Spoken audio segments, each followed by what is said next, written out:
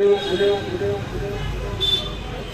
की महान जनता देख रही है कि इन 1.5 वर्षों में उत्तराखंड की बिटिया को न्याय दिलाने के लिए स्वयं उसका परिवार धरना दे रहा है और मांग कर रहा है अपनी ही सरकार से कि अंकिता को न्याय दें।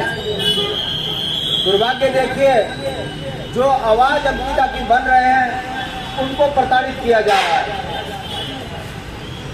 आखिर कौन वो लोग हैं जो उत्तराखंडियत को खत्म करने के लिए सत्ता का सहारा ले रहे हैं, ये भी चिन्हित करने की जरूरत है। पुलिस का चेहरा भी आपने देख लिया, ना चाहकर भी सरकार के इशारे में डीजीपी को फ्रंट में करके सरकार अपना चेहरा छुपाकर एक ऐसे आंदोलनकारी को जो अपनी बहन को न्याय दिलाने की आवाज बना हुआ है, एक ऐसा लड़का, वो ना सिर्फ पत्रकार रहे, वो एडवोकेट भी है, प्रोफेसर भी रहा है, नौकरी छोड़कर जन आंदोलन में कूदा है। मैं बात आशुतोष नेगी की कर रहा हूँ। मैं पूछना चाहता हूँ आपके माध्यम से कि ऐसे पढ़े लिखे लड़के को नौकरी छोड़कर सड़क पर संघर्ष करने की क्यों जरूरत पड़ी। ऐसे सैकड़ों आशुतोष नेगी हैं जो आज भी उत्तराखंडियत को बचाने के लिए सड़कों पर आंदोलन कर रहे हैं। बहन अंकिता के साथ जो बर्बरता वनंतरा रिसोर्ट में हुई वो किसी से छुपी नहीं है। जो छुपी हुई बात यह है, जो जनता समझ भी रही है कि सरकार जानती है वीआईपी कौन है। अंकिता की माता नाम लेकर बोल रही है और जो अंकिता को न्याय दिलाने की बात कर रहे हैं, सरकार उनको जेल में डाल रही है। 1.5 साल पहले जो हरिजन एक्ट का मुकदमा लगा वो फर्जी है, वो मुकदमा बनता ही नहीं है, पटवारी ने खारिज कर दिया। और पुलिस की बर्बरता देखिए, उस मुकदमे में तो किया ही किया, एक फर्जी मुकदमा और लगा दिया कि पुलिस की वर्दी फाड़ी, जबकि कहीं नहीं दिख रहा है, पुलिस की बर्बरता दिख रही है। ये तानाशाही इन 24 वर्षों में इस राज्य में इसलिए हुई है कि हम लोग वैचारिक रूप से बटे हुए हैं। हमने राष्ट्र के नाम पर, राष्ट्रभक्ति के नाम पर जिनको सत्ताओं में सत्ताधीश किया, ये उनके काले कारनामों के कारण आज पूरा उत्तराखंड खाली हो चुका है। उत्तराखंड के पर्वतीय क्षेत्र की जनसंख्या कम हुई है और जो सरकारी आंकड़े बता रहे हैं कि 200 से 250 उत्तराखंड की बेटियां गायब हैं, जिनका आज तक कोई पता नहीं चला है। श्रीनगर की एक बिटिया की हत्या हो जाती है, अभी तक उसमें कौन अपराधी है ये पता नहीं चलता। दुर्भाग्य की बात है। आज हम इस धरने को यहाँ समर्थन देने के लिए आए हैं। मैं एक शुभ संकेत जरूर देख रहा हूँ इन 24 सालों में जो डेवलपमेंट हुआ है। राज्य आंदोलन के दौर में हमने राष्ट्रीय पार्टियों के झंडे को दरकिनार कर एकजुट और एकजुट होकर उत्तराखंडियत को बचाने के लिए अलग राज्य के साथ एक मत होकर हमने ये आज दो अभी दो उत्तराखंड राज दो का नारा लिया, लाठियां गोली डंडे सब झेले, तब ये राज्य बना।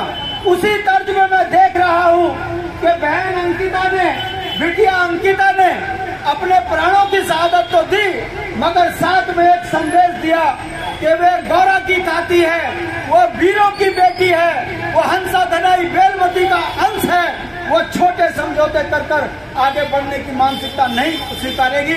उसने प्राणों को देना स्वीकारा, मगर उत्तराखंडियत की आन बान और शान के लिए जो संदेश दिया है, ये उसी का परिणाम है कि विभिन्न विचारधाराओं के लोग इस मंच पर आकर उसको न्याय दिलाने की बात कर रहे हैं। ये शुभ संकेत है और मेरा विश्वास है कि एक बार फिर पूरा उत्तराखंड एकमुठ और एकजुट होकर उत्तराखंडियत को बचाने के लिए एक अलग जगाएगा और उत्तराखंड के अंदर एक ऐसा निजाम तय करेगा जो उत्तराखंड की तकदीर और तस्वीर को बदलेगा। इन 24 वर्षों में हमारा मूल निवास खत्म होना ये बताता है कि ये राष्ट्रीय लुटेरे हैं, ये उत्तराखंड के लिए सत्ता में नहीं बैठे हैं, ये उत्तराखंड के संसाधनों को बेचने के लिए सत्ता में बैठे हैं। मूल निवास 1950 भारत के संविधान में है और भू कानून राज्य का अपना मसला है। हम दोनों जगह पिट रहे हैं। यहाँ मूल निवासी उसको बनाया जा रहा है जो तहसीलदार पटवारी को 50,000 रुपए दे, प्रधान लिखे, पार्षद लिखे कि जैसे मैं 25 साल से जानता हूँ, वो यहाँ का अस्थायी बन रहा। और अस्थायी बनने के बाद क्या हो रहा है? मैं अभी एक हफ्ते पहले एनजीटी का एक रिपोर्ट नेट पे देख रहा था। अरे एक मोगा जो भारतीय जनता पार्टी में अल्पसंख्यक मोर्चे का राज्य मंत्री, वो ऋषिकेश के अंदर सरकारी भूमि उसे अलॉट हो जाती है। उसके बाद एनजीटी के नियमों की धज्जियां उड़ाकर वो वहां पर एक आलीशान रिसोर्ट बंगला की तरह बनाता है। मैं बात ऋषिकेश की करता हूँ। एक एडवोकेट नायर ने उस पर जब जनहित याचिका डाली तब जाकर वो सब खारिज हुआ। दुर्भाग्य देखिए, एनजीटी ने उसके होटल को सीज करने के आदेश किए और भारतीय जनता पार्टी उसे बचाने के लिए हाईकोर्ट और सुप्रीम कोर्ट के चक्कर काट रही है। ये हालत इन राष्ट्रीय पार्टियों ने हमारी यहाँ कर दी है। हमारे संसाधनों में कब्जा हो रहा है। हमारे यहाँ पर्वतीय क्षेत्र में 48 लाख जनसंख्या रह गई। ये बड़ा चिंता का विषय है। उसमें भी 12-14 लाख वो हैं जो पहाड़ के मूल के नहीं हैं। ये राज्य 64 लाख लोगों के लिए मांगा गया था। जब राज्य की नींव पड़ी तो 84 लाख यहाँ की जनसंख्या थी। मैं पूछना चाहता हूँ, जो लोग ये कहा करते थे कि अलग राज्य बनेगा तो पहाड़ी भूखे मरेंगे, मैं पूछना चाहता हूँ वो लोग क्यों उत्तराखंड बनाकर बस रहे हैं? आज यहाँ 1,35,00,000 से ज्यादा जनसंख्या हो गई। पहाड़ी अपने राज्य में अल्पसंख्यक हो गया है। नौकरी बेचने की गारंटी धामी नहीं है, मगर हाकम सिंह नौकरियां बेच रहा है और धामी नौकरियां खत्म कर रहा है।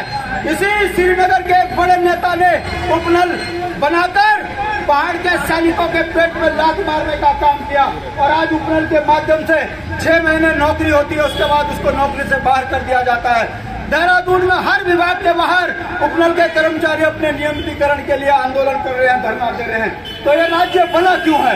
65 लाख सरकारी कर्मचारियों की नियुक्ति के लिए सरकार उनकी नियुक्तियां नहीं कर रही है। जनता बैठी है, तरस रही है कि हमारे बच्चों को रोजगार मिले। ये 24 वर्षों में इन्होंने विकास किया है कि गांव के बच्चों को नौकरी नहीं मिल रही है, शादियां रुक गई है, वंश बनने बंद हो गए। ये विकास इन राष्ट्रीय पार्टियों ने किया है और न्याय के लिए हमको सड़कों पर आंदोलन करने पड़ रहे हैं। सरकार हमारी सुन नहीं रही है। कहने के लिए बहुत कुछ है, केवल इतना समझ लीजिए कि यदि ये राष्ट्रीय पार्टियां इसी तरीके से उत्तराखंड में सत्ताधीश रहेंगी तो ये हमारे उत्तराखंडियत को खत्म कर देंगी। नौकरियां बिक गई, जंगल बिक गए, जमीन बिक गए, संसाधन बिक गए, मूल निवास खत्म हो गया और हम क्या देखने के लिए हम इन राष्ट्रीय पार्टियों को तरफ रहे हैं। मैं इस मंच के माध्यम से ये उम्मीद करता हूँ कि सरकार अंकिता बिटिया को न्याय दिलाने के लिए उस वीआईपी को जेल डाले, विनोद आर्य को जेल डाले जो पुलकित आर्य का पिता है, क्योंकि उसने कोर्ट के सामने झूठ दस्तावेज रखे, उसने पुलिस को गुमराह किया। साक्ष्य मिटाने वाली विधायक यमकेश्वर को गिरफ्तार करे जिसने वनंतरा में साक्ष्य मिटाकर अपराधी का साथ दिया। कहने के लिए बहुत कुछ है। मैं सैल्यूट करता हूं अंकिता के माता पिता को जिन्होंने अपनी बिटिया को न्याय दिलाने के लिए अलग जगाई है और मैं आशुतोष नेगी के धैर्य को भी बहुत सलाम करता हूं। जो लड़का जानता था कि पुलिस मुझे प्रताड़ित करेगी, उसके बावजूद भी उसने अपने धरती पुत्र की भूमिका निभाते हुए अंकिता की बात को अंतिम अंजाम तक पहुंचाने के लिए जो संघर्ष किया है, उन तमाम लोगों को जो इस धरने पर आकर अंकिता की माता का मनोबल बढ़ा रहे हैं, उनको भी मैं साधुवाद करता हूं। श्रीनगर की महान जनता को मैं इस बात के लिए बधाई देता हूं कि आपने राज्य आंदोलन में भी अलग जगाई और अब इसमें न्याय दिलाने के लिए भी आप जो अलग जगा रहे हैं। एक दिन ये सत्ता झुकेगी और उत्तराखंडियत के आगे वो झुककर अंकिता बिटिया को न्याय देगी। आगे लोकसभा चुनाव है और मैं उम्मीद करता हूं ये धरना स्थल उसके लिए नजीर बनेगा और एक परिवर्तन की लहर बनेगी उत्तराखंड में। इसी आशा के साथ जय भारत, जय उत्तराखंड।